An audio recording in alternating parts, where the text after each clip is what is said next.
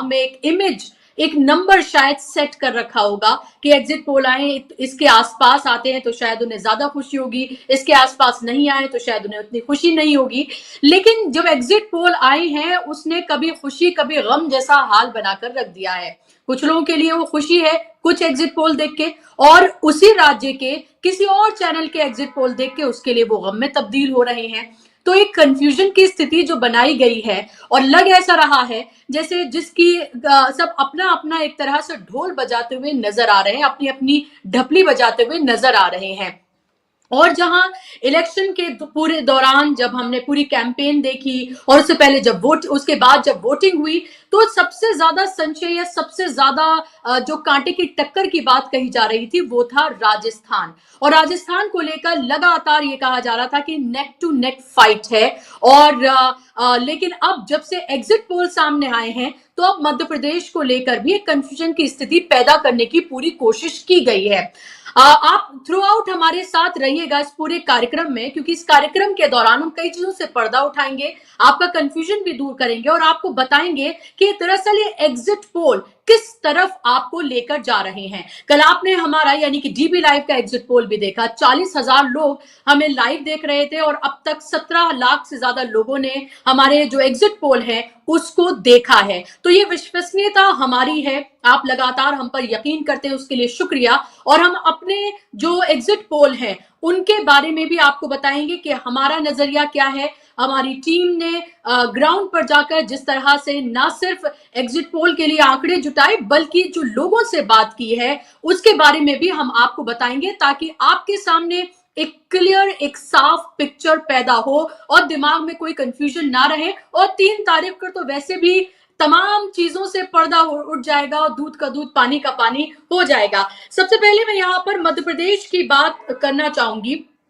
क्योंकि उसको लेकर मुझे लग रहा है कि लोगों के जहन में एक क्लियर पिक्चर थी कि मध्य प्रदेश में मध्य प्रदेश में कांग्रेस की सरकार पूरे तरीके से बनने जा रही, क्योंकि 2018 में भी कांग्रेस सरकार बनाने में कामयाब रही थी 15 महीने के बाद। हालांकि आपको पता है कि कैसे बीजेपी ने उस सत्ता पर काबिज हो गई थी और किस तरह से कांग्रेस से सत्ता उसने छीन ली थी। तो इंडिया टुडे एक्सिस माई इंडिया का जो हम एग्जिट पोल अभी यहाँ पर देख रहे हैं मध्य प्रदेश का, उसने बीजेपी को 140, 62 और कांग्रेस को 68 से 90 जो है वो सीटें दी हैं। वही मैं आपको दूसरा बता रही हूँ, देखिए यहीं से थोड़ी आपकी तस्वीर साफ होगी। जन की बात ये दूसरा एक एग्जिट पोल है जिसमें बीजेपी को 100 से 123 और वहीं कांग्रेस को 102 से 125 सीटें दी हैं। अब आप फर्क देखिए और नेक टू नेक आप ये नंबर देखिए कि कैसे एक एग्जिट पोल से दूसरा एग्जिट पोल कितना अलग यहां पर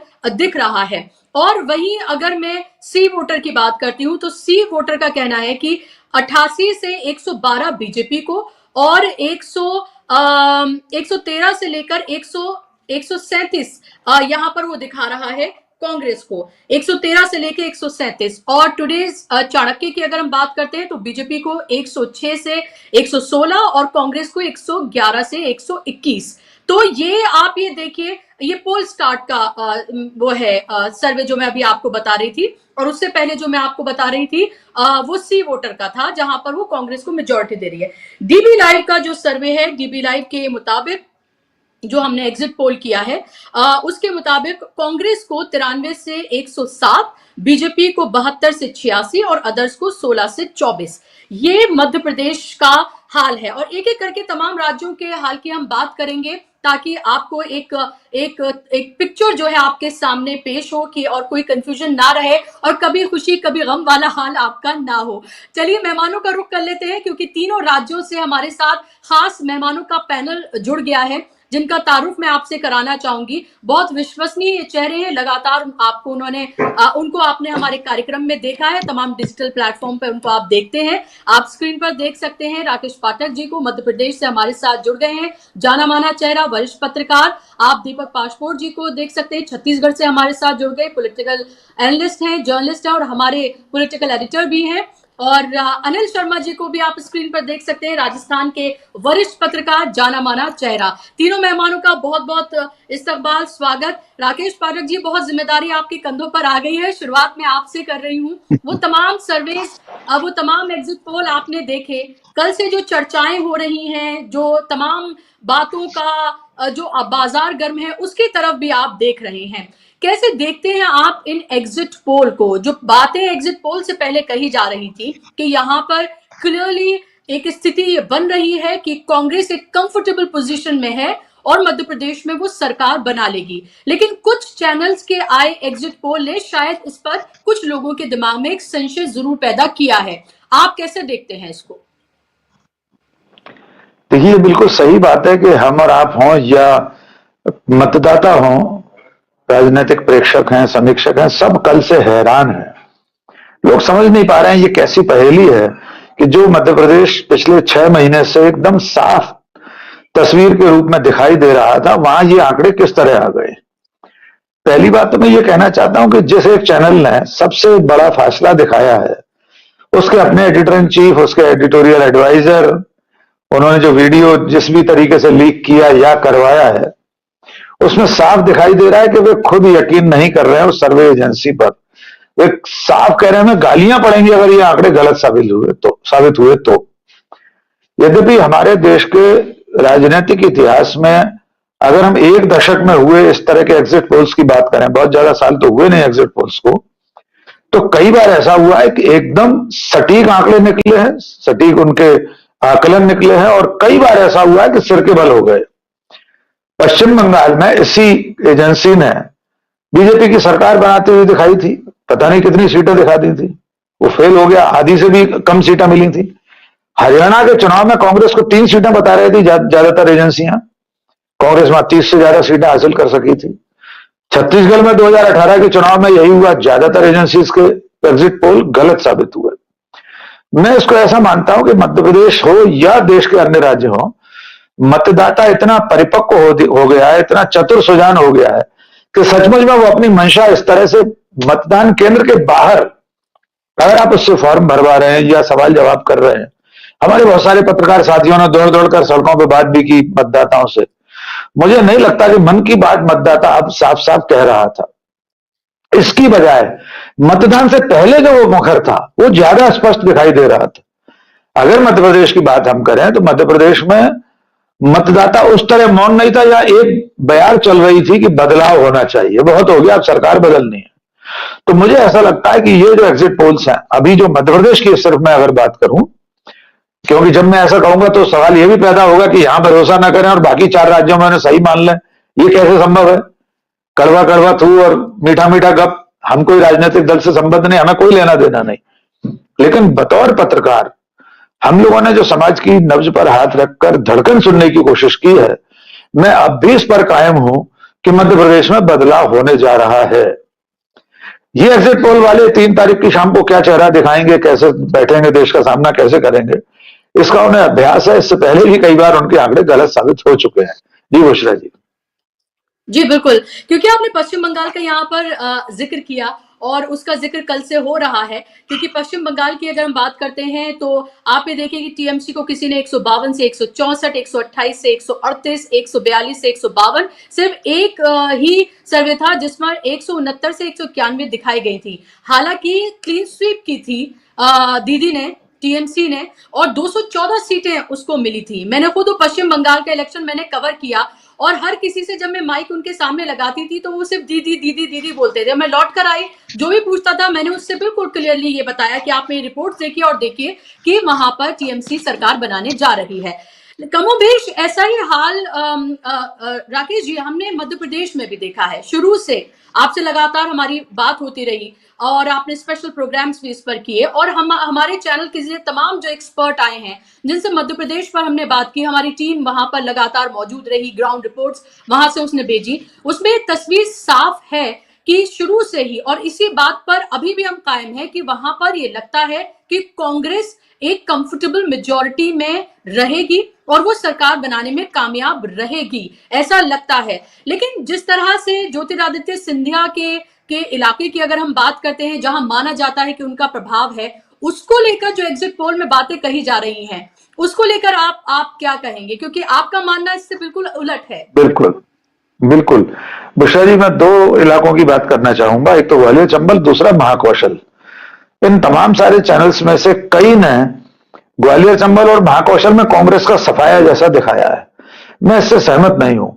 2018 में 34 में से 26 सीटें कांग्रेस जीती थी, एक बसपा और 7 बीजेपी। फिर बाई इलेक्शन हुआ, उपचुनाव में ग्वालियर की दोनों सीटें बीजेपी हार गई, भिंड की 2 में से 1 हार गई, मुरैना की ज्यादातर सीटें हार गई। इसके बावजूद मेरा मानना यह है कि 2018 का आंकड़ा नहीं दोहराया जाएगा कांग्रेस के पक्ष में। कांग्रेस अगर पिछली बार 26 सीटें जीती थी, तो इस बार कम से कम वो 22 या 23 पर सिमट कर रह जाएगी। हो सकता है 24 सीटें हो जाए। ये गेन कांग्रेस को हो सकता, बीजेपी को हो सकता है। इसमें एक आंकड़ा यह भी शामिल कर लीजिए कि बहुजन समाज पार्टी कुछ सीटों पर अच्छे मुकाबले में है। हो सकता है वो कोई करिश्मा कर दिखाए। भिंड की प्रॉपर सीट है, मुरैना की है, दिमनी में जहां केंद्रीय मंत्री नरेंद्र सिंह तोमर महासमर में उतरे हुए हैं, वहां बहुजन समाज पार्टी से कड़ा मुकाबला है। तो मुझे ऐसा लग रहा है कि ये जो लोग बड़े चैनल्स, तथाकथित बड़े चैनल ये बता रहे हैं कि ग्वालियर चंबल का कांग्रेस का सफाया हो जाएगा, वो मुझे नहीं लगता। दूसरा, महाकौशल का जहां तक प्रश्न है, महाकौशल कमलनाथ का अपना क्षेत्र है। पिछली बार भी महाकौशल से कांग्रेस ने अच्छी बढ़त ली थी, और इस बार लोगों के मानस में है कि कमलनाथ को एक मौका पूरा देना है। इनके साथ धोखा हुआ, सिंधिया जी की वजह से सरकार गिरी है। तो मध्य प्रदेश में ये जो भावना है कि धोखे से सरकार गिराई गई थी, इसका हिसाब भी चुकाना है। तो इन दो कारणों से मुझे नहीं लगता कि महाकौशल और ग्वालियर चंबल संभाग में वैसे आंकड़े रहेंगे जैसे ये सारे चैनल्स बता रहे हैं। ये बिल्कुल सही बात है कि कांग्रेस के पक्ष में भी उतने नहीं रहेंगे। कांग्रेस को 1-2 सीटों का, 4 सीटों का नुकसान हो सकता है, लेकिन बाकी की बढ़त उसे बुंदेलखंड से मिल सकती है। बुंदेलखंड में उमा भारती की नाराजगी का, उनकी निष्क्रियता का खामियाजा भुगतना पड़ सकता है बीजेपी को। बघेलखंड में कुछ गेन करेगी कांग्रेस, जहां पिछली बार बिल्कुल रसातल में थी। तो मुझे लग रहा है ये जो संतुलन होने जा रहा है, उससे डीवी लाइव का कल जो एग्जिट पोल आया, कल रात को मैं था आपके चैनल पर, उससे मुझे लग रहा है कि ये सारे आंकड़े गलत साबित होंगे। जी बिल्कुल, एक बार फिर से हम बता देते हैं, डीबी लाइव ने मध्य प्रदेश में 230 जो सीटें हैं उनमें से 93 to 107 बीजेपी को और 116 से 130 कांग्रेस को, 2 से 14 हमने अदर्स को यहाँ पर रखी हैं। एक बार मैंने रिपीट कर दिया ताकि जहन में लोगों के वो आंकड़े रहें। राजस्थान की भी बात अब कर लेते हैं। अनिल जी हमारे साथ मौजूद हैं, और अनिल जी को मैंने बहुत परेशान किया है लगातार ये पूछ के कि आप कितने नंबर्स आप देने जा रहे हैं एग्जिट पोल से पहले, और अब तो एग्जिट पोल की स्थिति यहाँ पर सामने है, और अभी शायद अनिल जी के लिए कंफ्यूजन जो है वो और ज्यादा बढ़ गया है। एक बार मैं आंकड़े जो है वो सामने रख देती हूँ। India Today Axis My India का जो एग्जिट पोल है वो ये कहता है कि कांग्रेस को 86 से 106 और बीजेपी को 80 से 100। वही जन की बात 62 से 85 कांग्रेस को और 100 से 122 बीजेपी को। टुडेज चाणक्य की बात करते हैं तो वो कांग्रेस को 89 से 113 और 77 से 101 दे रहा है बीजेपी को। और सी वोटर की अगर यहाँ पर हम बात करते हैं तो सी वोटर यहाँ पर कांग्रेस को 71 से 91 यानी कि 91 और बीजेपी को 94 से 114 और अदर्स 9 से 19, ये सी वोटर का है। और डीबी लाइव की अगर हम बात करते हैं, डीबी लाइव ने कांग्रेस को 93 से 107 और बीजेपी को 72 से 86 और अदर 16 से 24। तो ये डीबी लाइव का आंकड़ा है जो हम आपके सामने रख रहे हैं। आप अभी फिलहाल अपने स्क्रीन पर भी देख सकते हैं कि राजस्थान में स्थिति फिलहाल क्या है, और यहाँ पर डीबी लाइव के मुताबिक कांग्रेस यहाँ पर सरकार बनाने में कामयाब रहेगी। ये हम आपको बता दें, एक यहाँ पर हम डिस्क्लेमर जरूर दे रहे हैं कि ये एग्जिट पोल है।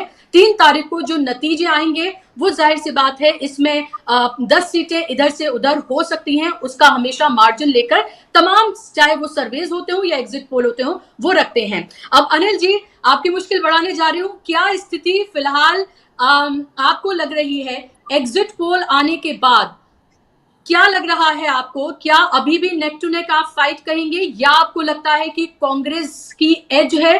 क्योंकि जिस तरह से अशोक गहलोत की पूरी बॉडी लैंग्वेज जो बता रही है, वो जाकर गवर्नर से मिलते हैं, कुछ वीडियोस आ रहे हैं जहां पर वो अभी से अपने कुछ यंग नेताओं को जो टासरा जो हैं वो मुबारकबाद देते हुए नजर आ रहे हैं। तो क्या लग रहा है आपको फिलहाल? बुशरा जी, आपने मतलब और ज्यादा फंसा दिया, वो सही बता रहा हूं मैं अभी तक बचता आ रहा था टाइम से, और मैं बोल रहा था नेक टू नेक है। आज भी बोलता हूं नेक टू नेक है। और ये जितने भी एग्जिट पोल्स आए, मेरे को लगता है कि जितने वो कंफ्यूज्ड हैं उतना मैं कंफ्यूज्ड हूं। आप अगर पोल्स को देखेंगे तो ऊपर की जो लिमिट है वो इंडिया टुडे वाला जो एक्सेस है वो और आप काफी सिमिलर है। अगर आप देखेंगे तो दोनों का जो रिजल्ट आ रहा है काफी सिमिलर है। शायद उसमें 106 फिगर है और आपके यहाँ शायद 107 है। तो मेरा मानना ये है, और फिर उसमें प्लस माइनस 10 का अंतर है। तो आप देखिए, मैं ही कंफ्यूज नहीं हूं, ये सब भी कंफ्यूज है कौन जीत रहा है। पर मैं ये मानता हूं बुशरा जी, मैं पूरा स्टडी करने के बाद ये मानता हूं, छत्तीसगढ़ हो जहां पे लोग कहते हैं कांग्रेस इसलिए रिपीट करेगी प्रो इंक्यूबेंसी और उनकी जो स्कीम्स है उनके बल पे, या मध्य प्रदेश हो, पाठक साहब मध्य प्रदेश मेरे से बेहतर जानते हैं, इसमें कोई शक नहीं है। पर जो एग्जिट पोल है वो बोल रहे हैं, वो दिखा रहे हैं लाडली बहन योजना से गेन करा है शिवराज सिंह ने। तो भैया राजस्थान में क्या हो गया? राजस्थान में तो दोनों से ज्यादा स्कीम्स बेटर हैं। चाहे वो चिरंजीवी योजना हो, चाहे वो कोई योजना हो, वो राजस्थान में तो डिलीवर करके भी दिखा दी गई, पिछले 8 महीने से लागू थी। तो फिर राजस्थान में ऐसा क्या हो गया कि फिगर कांग्रेस का नीचे आ गया औरों के हिसाब से? मेजोरिटी छोड़िए, आप कई पोल्स तो आपको 61 दे रहे हैं, कई 72 दे रहे हैं। मेरे को अभी तक समझ में नहीं आ रहा, ये या तो मेरे जैसे किसी आदमी से मिल लिया जिसने इनको कंफ्यूजन में डाल दिया है, ये हो सकता है। कोई मेरा जैसा टकरा गया हो, उसने मेरी जैसी भाषा यूज कर दी हो, तो इनके किसी के समझ में नहीं आ रहा ये हो क्या रहा है।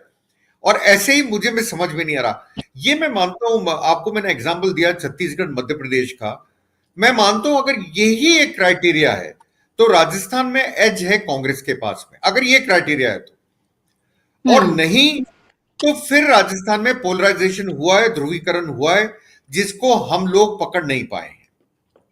ईमानदारी की बात और है। अनिल जी, अशोक गहलोत ये कह रहे थे कि अगर धर्म का कार्ड चला होगा तो शायद ये नतीजे ऐसे हो सकते हैं, नहीं चला होगा तो वैसे हो सकते हैं। तो उन्होंने भी अगर मगर की बात की है, अशोक गहलोत भी कह रहे हैं। तो वो यहाँ पर ये भी कहना चाहते हैं कि देखिए, अगर चला होगा तो हो सकता है बीजेपी की तरफ चला जाए, नहीं चला होगा तो हमारी वेलफेयर स्कीम जो है हो सकता है उन्होंने काम किया हो। तो अशोक गहलोत भी इस तरह की बात यहाँ पर रख रहे हैं, एक थोड़ी पोजीशन अपनी बनाने की कोशिश कर रहे हैं 3 तारीख से पहले। नहीं, वही मैं आपको बोल रहा हूं, अशोक गहलोत का हारना राजस्थान में काफी सरप्राइज होगा लोगों के लिए। पर मैं ये मानता हूं अगर ध्रुवीकरण चलाए, देखिए आप बुशरा जी, तो मैं ये मानता हूं कि उसमें फिर हमारे पास कोई रिप्लाई नहीं है। अब आपको एक एग्जांपल देता हूं, शायद सीएसडीएस के किसी प्रोफेसर ने, मैं उनका नाम मुझे याद नहीं आ रहा, उन्होंने इस चुनावों के बाद, वोटिंग के बाद एक आर्टिकल लिखा था राजस्थान के ऊपर, जिसमें उन्होंने बोला कि करीब 100 सीटें ऐसी हैं और जो माइनॉरिटी और एससी एसटी डोमिनेटेड है, वहां पे 5% वोटिंग बढ़ी है। अगर 5% वोटिंग बढ़ी है तो आप मान के चलिए वो किसको गई होगी? बड़ी ऑब्वियस सा क्वेश्चन है। माइनॉरिटीज तैयार है देने के लिए बीजेपी को? ये अगर 5% में वोट पड़ा है 100 सीटों पे, तो आप अंदाजा लगा लीजिए ये इलेक्शन जो है वो किस तरफ जा रहा है। मेरे को बोलने की जरूरत नहीं है इसमें, एससी एसटीज और माइनॉरिटीज, तो वो बड़ा कंफ्यूजिंग है। और आज पर मैं इतना बोल सकता हूं, मुझे यहां बैठ के लगता है कांग्रेस को हल्की सी स्लाइट एज है। मैं ये नहीं बोलूंगा बहुत एज है, स्लाइट एज मैं मानता हूं तो दिखती है। अब अगर ध्रुवीकरण हुआ है, देखिए जिसको हम पकड़ नहीं पा रहे हैं बिल्कुल भी, और प्राइम मिनिस्टर ने कन्हैया लाल से बात करी थी चालू, आपको याद होगा, कन्विंसिंग, और अंत करा था उन्होंने राजेश पायलट और सचिन पायलट पे आकर। तो मेरा मानना है कि अगर ध्रुवीकरण चला है जिसको हम पकड़ नहीं पाए, तो फिर बीजेपी 130 140 भी जा सकती है, कोई बड़ी बात नहीं है बुशरा जी, अगर ध्रुवीकरण पूरे। बिल्कुल, लेकिन जी, बिल्कुल अनिल जी, लेकिन लगातार मैं कई एक्सपर्ट से उनके साथ स्पेशल प्रोग्राम्स और तमाम चीज़ें मैं कर चुकी हूँ, आपके साथ भी मैंने किया था। लेकिन सबका ये मानना है मोटे तौर पर कि जो ध्रुवीकरण है, वो राजस्थान में काम नहीं किया है। जयपुर जैसी जगह में, जो कि शहरी इलाका है, जहाँ अमूमन ये माना जाता है कि बीजेपी का वहाँ पर बोलबाला रहा है, लेकिन उन जगहों पर भी ये माना जा रहा है कि वहाँ पर कम्युनल कार्ड या सांप्रदायिक या धर्म का कार्ड नहीं चला है। और ये कहीं ना कहीं जो है कि कांटे की टक्कर भी देखने के लिए मिल रही है, ये भी इस तरफ इशारा जरूर करती है, क्योंकि अगर ऐसा होता तो कहीं ना कहीं एक वेव देखने के लिए मिलती। और लगातार भारतीय जनता पार्टी की तरफ से भी कोई टॉल बातें नहीं कही जा रही, कोई बड़ी बातें इस तरह की नहीं कही जा रही हैं कि वो कह रहे हो कि हमारे तो 150 160 सीटें आ रही हैं, ये उनकी तरफ से भी नहीं कहा जा रहा है। तो इसको भी देखने वाली बात है, ये भी और करने की वाली बात है। मैं आप दोनों के पास लौटूंगी, छत्तीसगढ़ की तरफ भी हम चले जाते हैं, क्योंकि छत्तीसगढ़ एक ऐसा राज्य है जो ये माना जाता था कि शायद बीजेपी ने छोड़ दिया है, ऐसा कुछ एक्सपर्ट का कहना था, और वहां पर बहुत कंफर्टेबल सिचुएशन में है कांग्रेस। अगर कोई एक ऐसा राज्य है, तेलंगाना की अब बात तो अभी से शुरू हुई है, कि कोई एक ऐसा राज्य है जहां पर श्योर शॉट है कि कांग्रेस सरकार बनाने जा रही है, जो वो छत्तीसगढ़ है। कमोबेश जो तमाम ओपिनियन पोल्स हैं से लेकर और अब एग्जिट पोल, ये बताते हैं कि कांग्रेस की सरकार वहां बनने जा रही है, लेकिन नेक टू नेक फाइट वहां पर दिखाई जा रही है कुछ एग्जिट पोल में। हम डीबी लाइव की यहां पर बात कर लेते हैं। डीबी लाइव की अगर हम बात करते हैं तो कांग्रेस को 51 से लेकर 57, और बीजेपी को 30 से लेकर 36, और अदर्स को 1 से लेकर 5। ये स्क्रीन पर आप देख सकते हैं, ये हमारा एग्जिट पोल है डीबी लाइव का, जो ये बता रहा है कि बहुत कंफर्टेबल सिचुएशन में कांग्रेस है छत्तीसगढ़ में और सरकार बनाने जा रही है। हालांकि दूसरे अगर हम बात करते हैं, इंडिया टुडे की बात करते हैं, तो 40 से 50 सीटें कांग्रेस को दे रही है और बीजेपी को 36 से 46 सीटें यहां पर दे रही है। हालांकि वो भी मेजोरिटी दिखा रही है यहां पर, लेकिन कहीं ना कहीं एक फाइट जो है वो यहां पर दिख रही है, एक नैरो फाइट दिख रही है। दीपक पाशपुर जी हमारे साथ मौजूद हैं छत्तीसगढ़ से। दीपक जी, आप किस तरह से देखते हैं एग्जिट पोल के इन आंकड़ों को, और क्या आपको लग रहा है कि नेक टू नेक फाइट है छत्तीसगढ़ में भी, या आपको लगता है कि बहुत कंफर्टेबल पोजीशन में है कांग्रेस? देखिए, पहले तो मैं थोड़ी सी सैद्धांतिक बात कर लूं बुशरा जी। जो आप कहें कि सबको उत्सुकता है, तो ये बहुत अच्छी बात है। अगर मतदाताओं को उत्सुकता है तो ये एक जागरूक लोकतंत्र का प्रमाण है। लेकिन अगर वो भ्रमित है, तो आप ये समझिए कि बहुत सारे जो एग्जिट पोल जिनकी हम बात करते हैं, जिनके फिगर्स को देख के अगर हम भ्रमित होते हैं, तो ये कोई बहुत अच्छी बात नहीं है। देखिए, एग्जिट पोल की जो अवधारणा है, ये आई हुई पश्चिम से।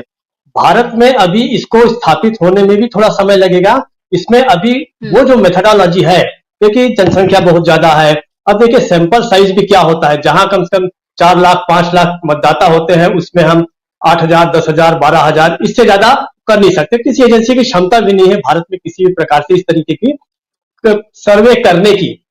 दूसरी बात, जब आप याद कीजिए जिस समय, जिसको हम एडवेंट ऑफ इलेक्ट्रॉनिक मीडिया कहते हैं, जब इसका उद्भव हो रहा था, उस समय ये जिस समय एग्जिट पोल आया सामने, तो लोग बड़े चमत्कृत थे। बढ़ बढ़कर वो बातें बताना चाहते थे। अगर आप उस समय माइक लेके कहीं पे चले जाइए, तो लोग अपनी बात कहने के लिए उत्सुक हुआ करते थे, वो अपने दिल को खोल के बता देते थे। लेकिन जैसे जैसे लोग जागरूक हुए, उनको पता चला कि ये जो एग्जिट पोल करने वाले जो चैनल जो कराते हैं, दो तरह के लोग हैं। एक तो स्वाभाविक प्रक्रिया के अंतर्गत एक आवश्यकता के अनुसार लोगों को कुछ फीडबैक देने के लिए, उनको नई जानकारी देने के लिए एग्जिट पोल होता है। दूसरा होता है एग्जिट पोल कराया जाता है अपने हिसाब से और अपने मालिकों के हिसाब से, अपने एजेंडा के हिसाब से, आपके हाउस का बिजनेस क्या है उसके हिसाब से कराया जाता है। तो ये समय ऐसा होने के बाद मतदाता या जवाब देने वाला जो है एग्जिट पोल में जब जाता है किसी से बात करने, तो बड़ा सतर्क हो जाता है। वो जानता है कि ये जो है, ये भी इस गेम का एक पार्ट है और मुझे इसके चक्कर में नहीं फंसना है। इसलिए अगर सही बात कहें तो मैं इन एग्जिट पोल पे बहुत ज्यादा, मुझे ऐसा भरोसा नहीं होता। कारण देखिए, कुछ लोग बताते हैं कि फला पार्टी को 62 से लेके 120 125 या किसी को एक, यानी वो फासला इतना ज्यादा होता है, तो ऐसा लगता है कि इतना बड़ा फासला ही अगर आप बताने के लिए आपने इतने करोड़ रुपए खर्च किए हैं, तो कोई भी बता सकता है बैठ के। जो थोड़ा बहुत अखबार नियमित रूप से पढ़ता हो और जो थोड़ी बहुत जानकारी रखता हो, वो बता देगा कि बीजेपी को इतने से इतने तक आ जाएगी, कांग्रेस को इतने से इतने तक आ जाएगी। सटीक पोल्स वो होते हैं जो जिसका गैप बहुत कम होता है, नंबर एक। दूसरी बात, जिस तरीके से किसी पत्रकार को, किसी अखबार को, किसी मीडिया को, किसी इलेक्ट्रॉनिक मीडिया को, किसी भी व्यक्ति को साख बनाने में जो समय लगता है, वो समय तो अभी एग्जिट पोल करने वाली एजेंसियों को ठीक से मिला ही नहीं है। उसके पहले ही वो करप्ट हो गई, उसके पहले ही उन्होंने अपना ही चरित्र बिगाड़ लिया। कारण उन्होंने हाथ मिला लिया उन मीडिया हाउसेस के साथ और उनके हिसाब से वो बताने लगे। जो वीडियो एक बड़े हाउस का जो वायरल हुआ है, आप देखिए कौन तरह के लोग हैं जिनको लोग आइडियल माना करते थे, उनको देख देख के लोगों ने इलेक्ट्रॉनिक मीडिया ज्वाइन किया होगा। अगर वो ये बातें कर रहे हैं कि एग्जिट पोल को अगर हम कर देंगे, दिखा देंगे तो हमारी मुश्किल हो जाएगी, शामत आ जाएगी, इसका क्या अर्थ है? इसका मतलब ये है कि आप पत्रकार के रूप में जो आपने विश्वसनीयता खोई है, अपने साथ साथ मीडिया हाउस की विश्वसनीयता भी खो चुके हैं और अब आप एग्जिट पोल करने वाली एजेंसी की भी विश्वसनीयता को जो है वो खराब कर रहे हैं। इसलिए एग्जिट पोल वो सबसे सही होते हैं जिनको आखिरी समय में खोला जाए और सीधे सीधे दिखाया जाए। तो मुझे ऐसा नहीं लगता कि इन तरह के एग्जिट पोल का है अभी उसको स्थापित होने में थोड़ा समय लगेगा। मैं ये बिल्कुल नहीं कह रहा हूं कि सबकी विश्वसनीयता नहीं है, लोगों ने पहचानना भी शुरू किया है कि किसके एग्जिट पोल सही है, किसके नहीं होते हैं, इसमें थोड़ा सा वक्त जरूर लगेगा।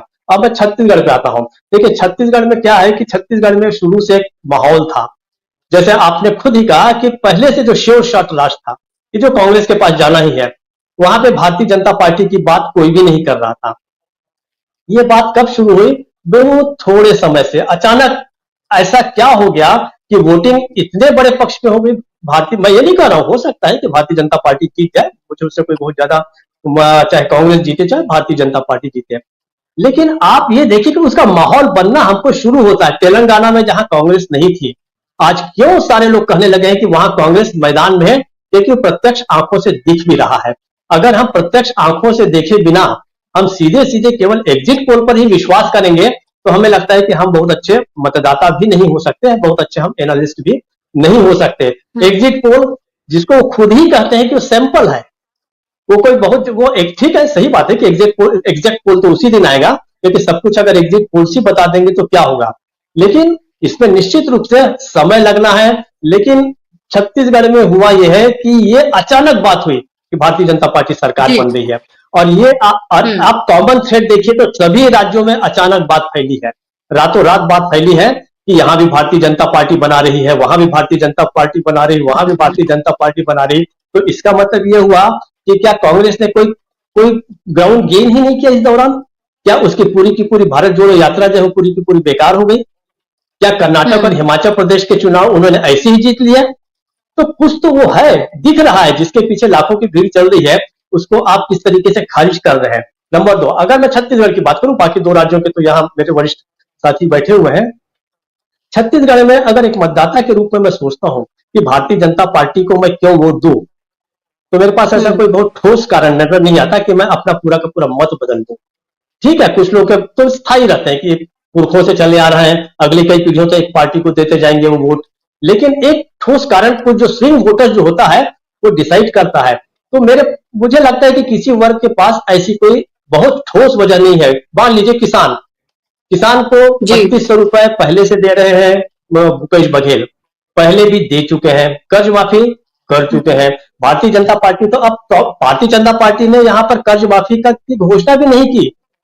मैं आपको बता दूं कि यहाँ पे एक उम्मीदवार ने किसी को बोल दिया, मीडिया वाले को, कि इसमें कौन सी बड़ी बात है, भारतीय जनता पार्टी की सरकार आएगी तो हम भी कर्ज माफी कर देंगे। भूषा जी, उसको पूछा गया कि आपने कैसे बोल दिया मीडिया के सामने कि आप कर्ज माफी करेंगे?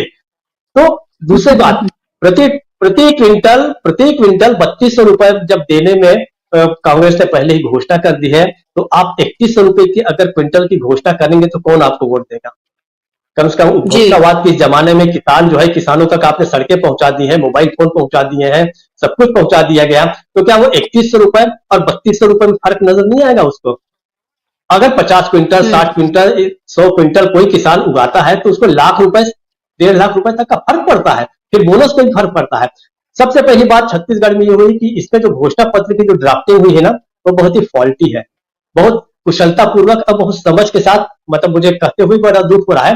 हालांकि उन्होंने लोगों से इनवाइट किए थे, मत इनवाइट किए थे, लगभग 2 लाख लोगों ने रिस्पॉन्ड किया था, लेकिन मुझे बड़ा आश्चर्य हुआ कि आप किसी ऐसे सरकार से लड़ने जा रहे हैं जिसने 5 साल में कोई चुनाव नहीं हारा, कोई उपचुनाव नहीं हारा, कोई महानगर पालिका का चुनाव नहीं हारा। सभी 16 महानगर पालिका छत्तीसगढ़ की है, सब पे कांग्रेस का कब्जा है।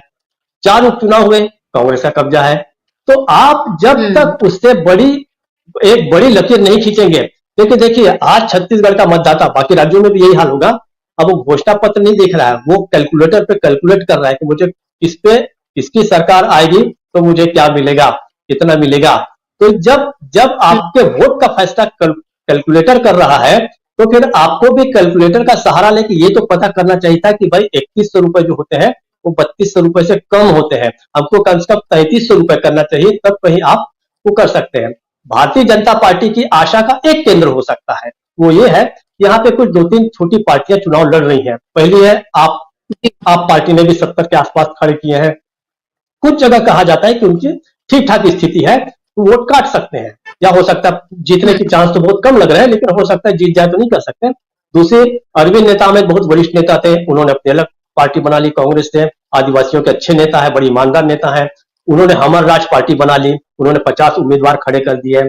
टीएस सिंहदेव का फैक्टर जरूर था, लेकिन वो कितना कारगर साबित होता है हमें नहीं पता। इस आशा पे अगर भारतीय जनता पार्टी सोच रही है कि वो सरकार बना ले, तो मुझे थोड़ा सा डाउट है, मैं नहीं कह सकता, हो सकता है मेरे कैलकुलेशन पूरे के पूरे गलत हो जाए, लेकिन यहाँ पे भारतीय जनता पार्टी बढ़ सकती है। जी, क्योंकि तमाम चैनल्स के अगर हम एग्जिट पोल भी देखते हैं, जिस पर हम संशय भी कर सकते हैं, जिस पे ये कह सकते हैं कि भाई देखिए अपने मास्टर के कहने पर उन्होंने किया है, उनके अपने इंटरेस्ट हैं, वहां सब भी अगर हम छत्तीसगढ़ में अगर हम बात करते हैं तो छत्तीसगढ़ में कहीं पर भी कोई भी क्लियर मेजोरिटी देता हुआ नजर नहीं आ रहा है यहाँ पर बीजेपी को। तो इस एक मामले में हम कह सकते हैं कि कम ज्यादा की बात है। वही मैंने पहले भी कहा कि कांटे की टक्कर दिखा रहे हैं, जहां ये लग रहा था कि एक तरह से एक तरफा होगा, तो वो पोजीशन जो है छत्तीसगढ़ की एग्जिट पोल के बाद ये थोड़ी सी बदली है। हालांकि हमारा जो एग्जिट पोल है वो अलग तस्वीर जो है वो दिखा रहा है, वो हमने लोगों तक पहुंचाई है।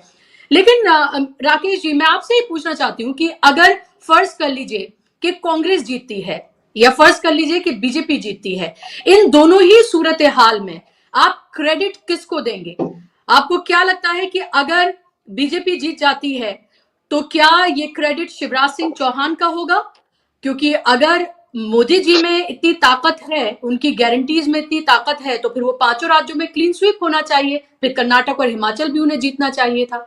तो क्या आपको लग रहा है कि अभी भी अगर शिवराज सिंह चौहान कंफर्टेबल पोजीशन में आते हैं, सरकार बना लेते हैं या टक्कर भी अगर दे पा रहे हैं, तो कहीं ना कहीं वो सांप्रदायिक कार्ड तो नहीं चला है, वेलफेयर स्कीम हम कह सकते हैं, क्योंकि वो उस तरह का चेहरा नहीं माने जाते हैं जो अमूमन भारतीय जनता पार्टी के दूसरे चेहरे हैं। और अगर कांग्रेस की जीत होती है तो उसका श्रेय किसको जाएगा? दोनों ही बातें मैं आपसे पूछना चाहूंगी।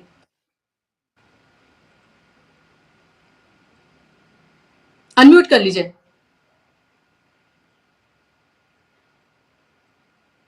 जी है, अब आ रही है आवाज? जी जी जी आ रही है। हाँ, मैं ये कह रहा हूं कि जहां तक सांप्रदायिक दृष्टिकोण से चुनाव में गर्मी लाने की कोशिश का प्रश्न है, जैसा कि अनिल जी कह रहे हैं कि राजस्थान में प्रधानमंत्री ने जिक्र किया कन्हैया लाल की हत्या का, वहां करें तो बात समझ में आती है।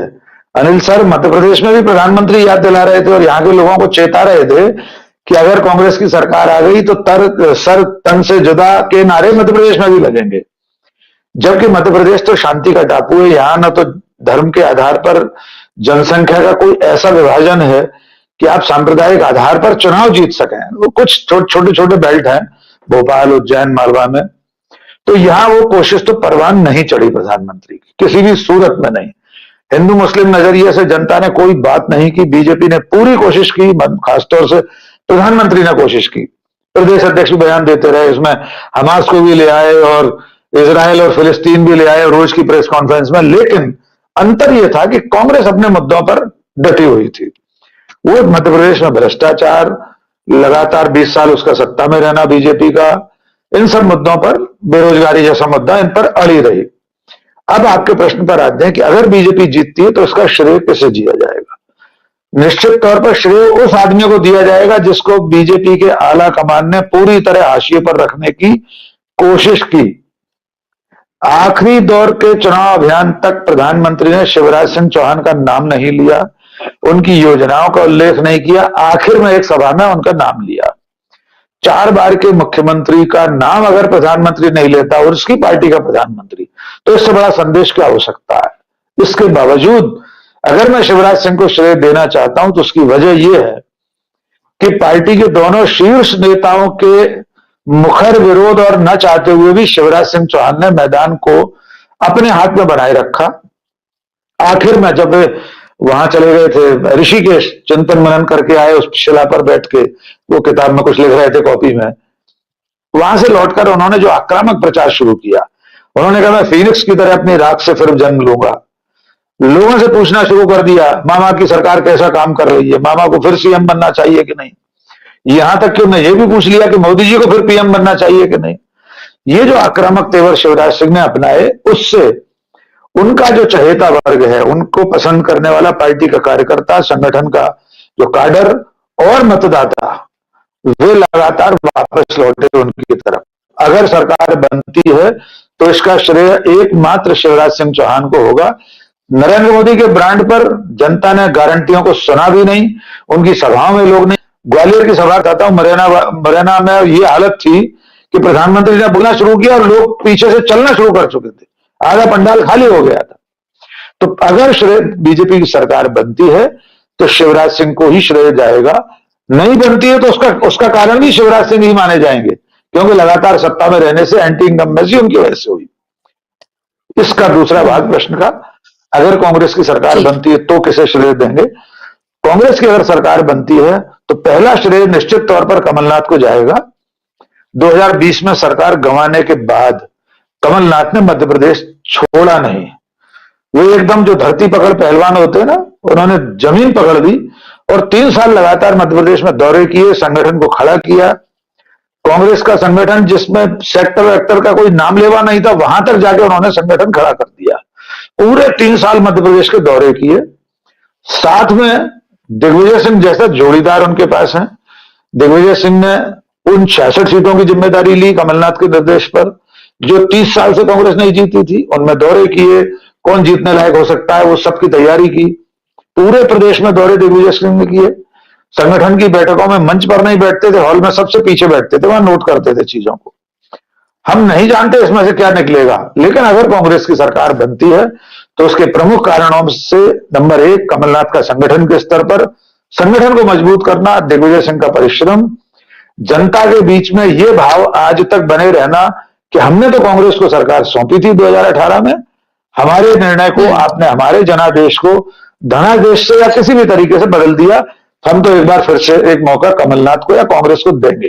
प्रमुख कारण ये हो सकते हैं, अगर दोनों पार्टियां जब जो जिसके हक में फैसला आएगा तब ये कारण लागू होंगे।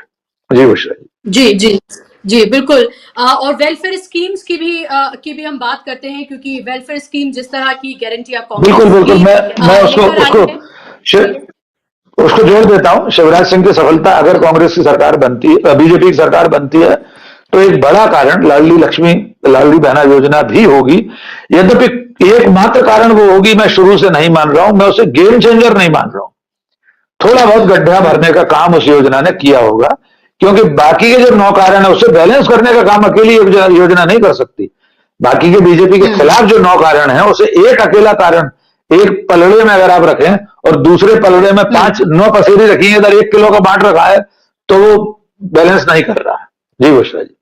जी बिल्कुल बिल्कुल। और कांग्रेस की दी गई वेलफेयर जो योजनाएं हैं, जन कल्याण योजना जो है, जिनके बारे में उन्होंने वहां बताया, क्या उसका असर जमीन पर हुआ है, ये भी देखना है। और कहीं ना कहीं हमने देखा कि कांग्रेस की तरफ से चाहे प्रियंका गांधी हो और राहुल गांधी हो या फिर कांग्रेस की और लीडरशिप, ये बताने में भी वो कामयाब रहे, खासतौर पर क्योंकि महिलाओं से बात कर रही थी प्रियंका गांधी। तो पूरे चुनाव प्रचार के दौरान हमने देखा कि उनका शिवराज सिंह चौहान पर जब भी वो अटैक करती थी या कटाक्ष करती थी, तो उनका यही कहना था कि क्या 18 साल से आप उनकी लाडली बहन नहीं थी कि अब कुछ महीने पहले ही आप अचानक से उनकी लाडली हो गई। तो इस तरह की बातें कहिए, क्या इसका असर हुआ है लोगों पर, महिलाओं पर, ये भी देखना दिलचस्प होगा। 3 तारीख को सब पे से पर्दा उठेगा।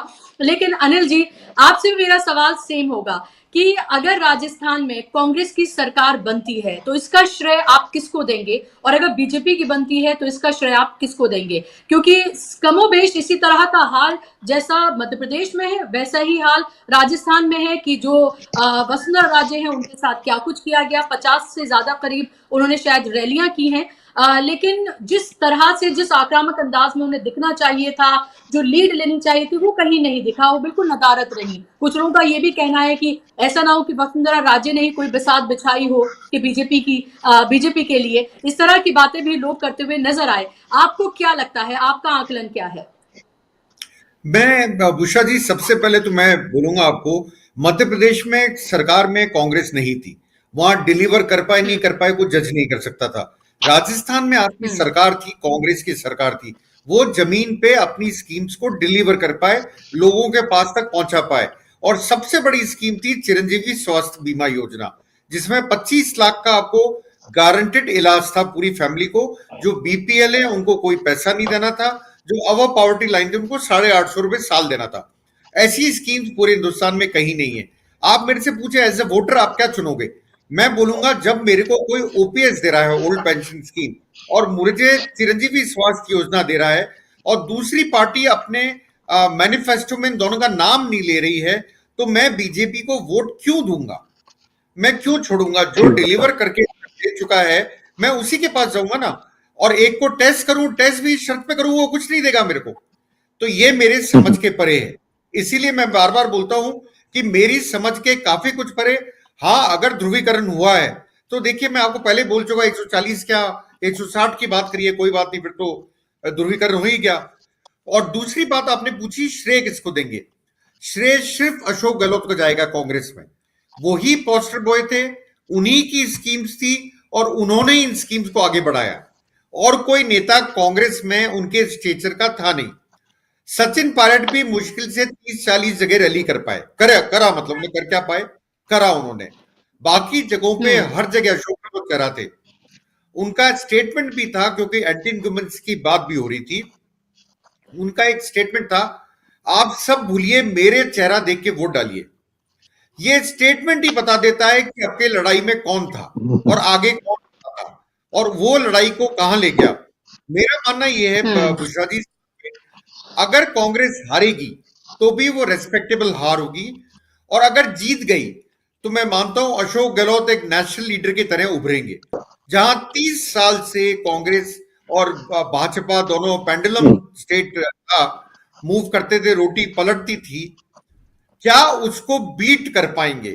अगर इन्होंने बीट कर दिया तो आगे चलिएगा, Ashok Gehlot will be always be in history books of Congress and Rajasthan, दोनों के हिस्ट्री बुक्स में। अब मैं आता हूं फेयर इनफ। बीजेपी पे आता हूं।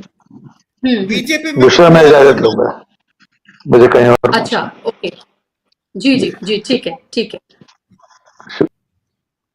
अब जी अनिल जी, आपने बात रखी। हाँ, मैं बीजेपी पे आता हूं। अब बीजेपी में कोई चेहरा ही नहीं था, तो आप किसको दोष देंगे या किसको देंगे जीत का श्रेय? ये बड़ा मुश्किल है। वसुंधरा जी ने करीब 45 से 50 रैली करी। वो भी कौन लोग थे? वो लोग थे जो वसुंधरा जी के लॉयलिस्ट थे या उनके सपोर्टर्स थे। तो मेरा मानना यह है कि अगर आप उसको पूरा देखें तो बीजेपी में तो आपको डायरेक्टली सेंट्रल लीडरशिप को दोष देना पड़ेगा, और आपके पास है कौन? राजस्थान में तो कोई था ही नहीं। और जो बड़े नेता थे 7 जो सीएम के रेस में थे, वो अपनी कॉन्स्टिट्यूएंसी छोड़ के बाहर ही नहीं जा पाए डर की वजह से। तो आप किसको दोष देंगे अगर हारती है? ऑब्वियसली यहां तो सेंट्रल लीडरशिप ही है। वो बेचारे जिनको आप मुख्यमंत्री काउंट कर रहे थे, वो तो अपने एरिया से निकले ही नहीं, कोई भी नहीं निकला एक्सेप्ट फॉर वसुंधरा राजे। तो दोष किसका? वो भी दिल्ली का, और जीत किसकी? वो भी दिल्ली की। अब वो ध्रुवीकरण है, चाहे कोई कारण है, वो करने की किससे कोशिश करी? वो अमित शाह, नरेंद्र मोदी और योगी आदित्यनाथ। तो ये राजस्थान में बड़ा कंफ्यूजिंग है कि बीजेपी में किसको दोष दें। जैसा रिजल्ट कंफ्यूजिंग है, वैसे दोष और श्रेय किसको दें वो भी कंफ्यूजिंग है।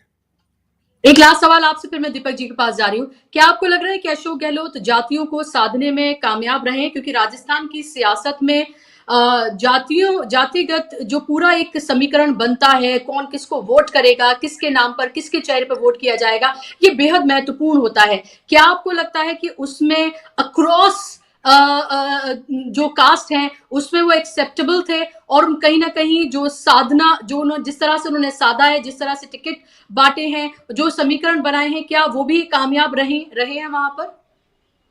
देखिए, जातियों को वैसे तो साधने की बात तो देखें, जी सॉरी जी उषा जी, मैं जातियों की बात पे तो बोलूंगा कि अशोक गहलोत कामयाब रहे काफी हद तक। पर राजस्थान को आप खासतौर से अब के इलेक्शन में आप एक स्टेट असेंबली इलेक्शन मत मानिए, यहां 199 की तरफ आपको देखना पड़ेगा जहां चुनाव हुए हैं, और वहां आपको स्ट्रेंथ और वीकनेस हर कैंडिडेट की निकालनी पड़ेगी। उसकी स्ट्रेंथ क्या थी, वो क्या अपनी जाति के वोट ले पाया या नहीं ले पाया, क्या उसने माइनॉरिटी के वोट लिए नहीं लिए, क्या वो SC STs के वोट ले पाया नहीं ले पाया, उसके बाद में आप रिजल्ट पे आ सकते हैं। 199 को आपको एक इलेक्शन नहीं था, 199 इलेक्शन थे राजस्थान में। अब का राजस्थान का इलेक्शन बहुत टिपिकल था। मेरा मानना साथ में ये बिल्कुल भी है, अशोक गहलोत ने कई जी बोर्ड्स भी बनाए जातियों के, कई जातियों के बोर्ड्स भी बनाए गए, उसके अंदर अशोक गहलोत ने कईयों को उसका हेड भी बनाया। ऐसा नहीं जातियों को साधने की कोशिश नहीं करी।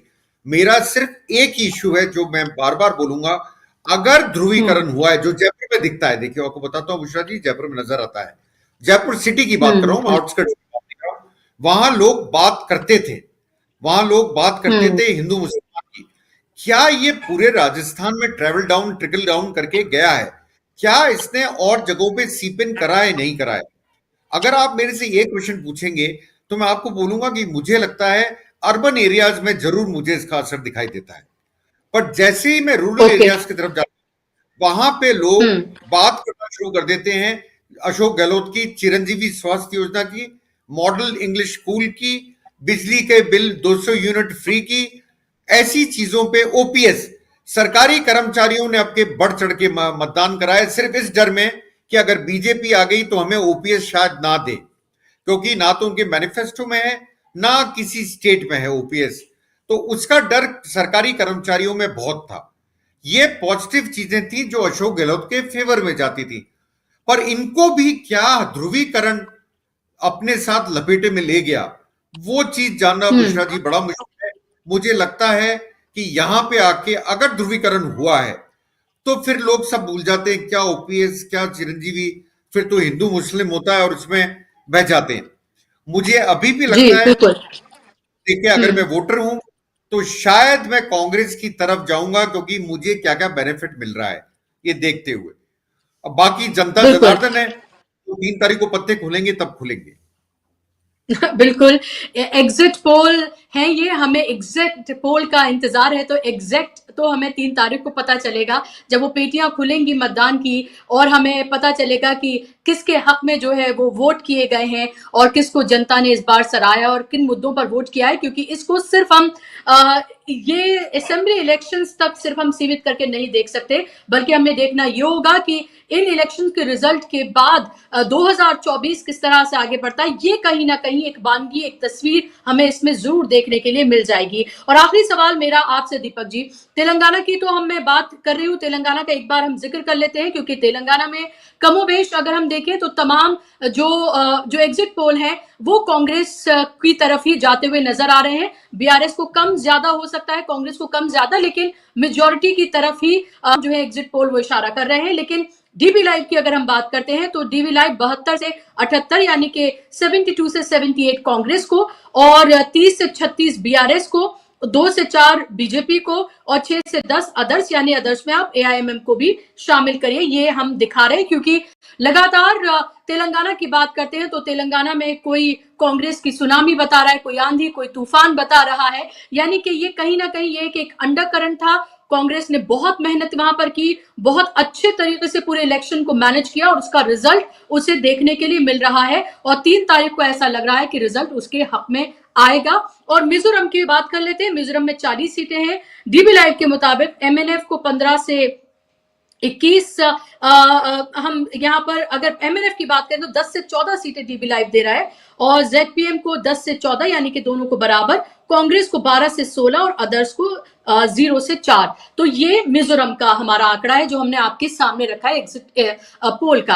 आखिरी सवाल मेरा छत्तीसगढ़ को लेकर आपसे दीपक जी कि छत्तीसगढ़ में अगर बीजेपी टक्कर दे पाती है, रमन सिंह तो पूरी तरीके से वहां हमने गायब भी एक तरह से देखे, और जो जिस तरह की रफ्तार धार हमने राजस्थान में देखी भारतीय जनता पार्टी की, या फिर हमने कुछ हद तक मध्य प्रदेश में हमने देखी, तेलंगाना में भी शुरू में हमें नजर आए, उस तरह की धार हमें वहां देखने के लिए नहीं मिलती है। तो क्या आपको ये लगता है कि छत्तीसगढ़ में अगर कांग्रेस जीती है, जिसके पूरे आसार हैं, तमाम एग्जिट पोल भी यही बता रहे हैं, तो इसका पूरा श्रेय आप क्या भूपेश बघेल को ही देंगे, और बीजेपी अगर फाइट दे पा रही है तो उसका श्रेय आप किसको देंगे?